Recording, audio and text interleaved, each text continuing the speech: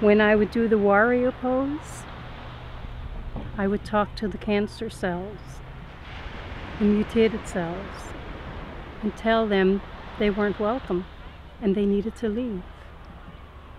And then as I would stretch my arms out, I would give them a direction to leave through the fingertips and the toes, the crown of the head, and any other area that they chose to leave through, but they needed to go.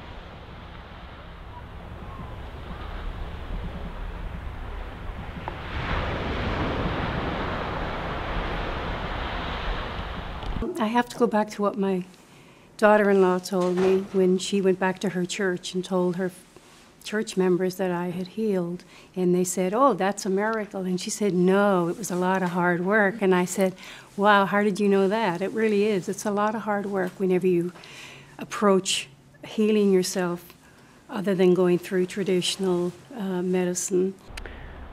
I chose this place because being the ocean, the Atlantic Ocean, it did make me have the connection to Ireland. And so when I came here, just prior to my final healing, I connected with my parents and my siblings who have also passed on, and some aunts and uncles. And I spiritually invited them to come and be here with me during my healing process. And so I would sit over on the bench over there and just point out the different places across the way, and as being Plum Island, and my husband and daughter would be standing here looking over the cliff here, looking at the ocean and Plum Island. And I would be telling my mother and father, "That's my husband, that's my daughter," parts of my life that they'd missed out on. And it was very comforting for me to have them with me spiritually. So when I come here, or when I think of this place, I still connect with my family and my homeland. Usually before I leave here, when I go down the pathway to the beach, I always would find a little momentum to take with me to put on my altar. Today I find this feather with a little blue edging on it. I think I'll take this with me today. It represents flight, life of a bird shedding its feathers as it flies.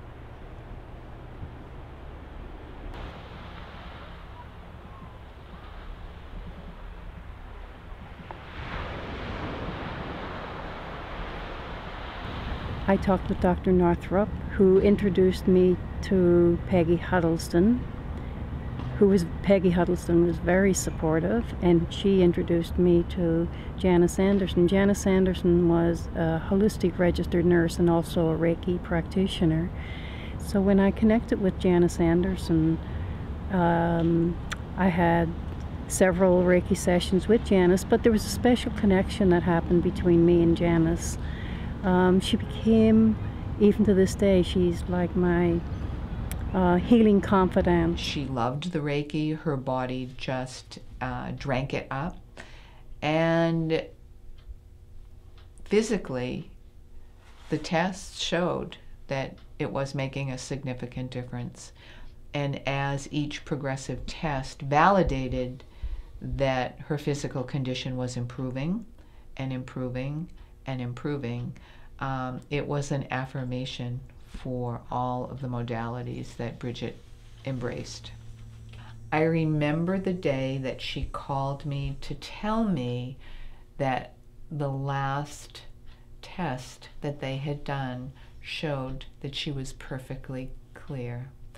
And she was very proud that she had been as determined as she was. And she really, she did feel very validated. And it just was a very heartening moment.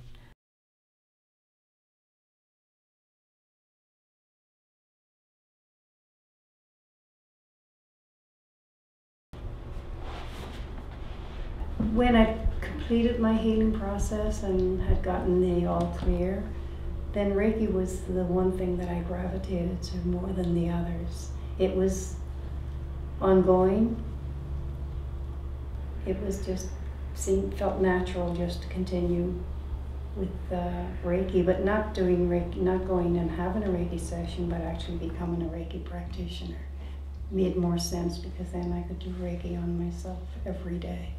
And then I continued all the way through to become a Reiki teacher. It just made sense to me to become a Reiki teacher.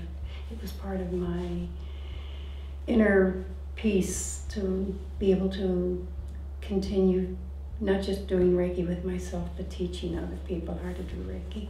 So I help folks heal themselves. I am not a healer of other people. I've healed myself, and I believe that everybody can heal themselves. So I only facilitate healing. I don't heal people. People heal themselves. So I recently just had a client who healed herself of the uterine cancer, just as I had done. I coached her through it and helped her see how she could be her own healer. And within 6 months, she did heal. She didn't need the operation, and she didn't need chemo or radiation. People asked about fear of death. I guess the initial diagnosis was pretty shocking. Consciously, I heard what they were saying, but subconsciously somewhere, I was thinking, no, that's not going to happen. I was thinking more in terms of self-healing, and so I didn't dwell on death. Death was not an option for me.